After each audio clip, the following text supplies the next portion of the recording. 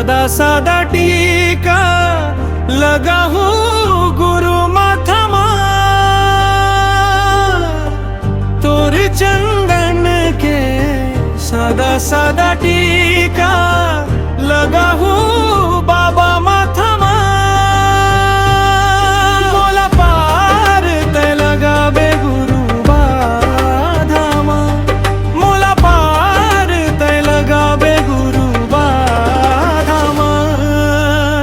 तोर चंदन के सादा सादा टीका लगा हूँ गुरु माथमा,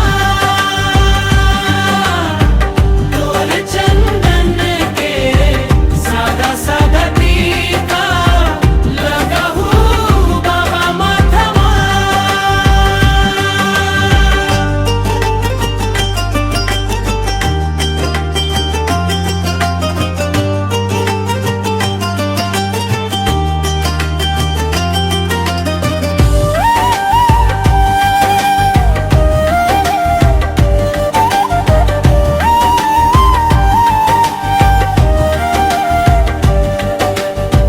जैत खाम के गुरु बाबा होगे मोला दर्शन,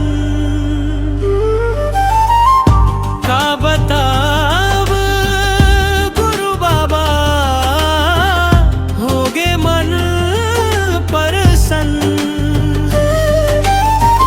जैत खाम के गुरु बाबा होगे मोला दर्शन,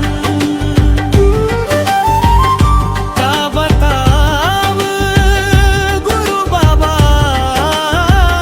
होगे मन प्रसन्न। अच्छा नहीं लागे तोर बिन ये जिंदगी आधमा, अच्छा नहीं लागे तोर बिन ये जिंदगी आधमा।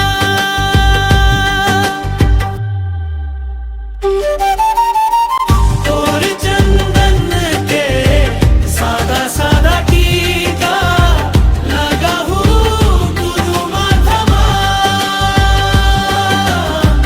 तोर चंदन के सादा सादा टीका लगा हूँ गुरु माथमा,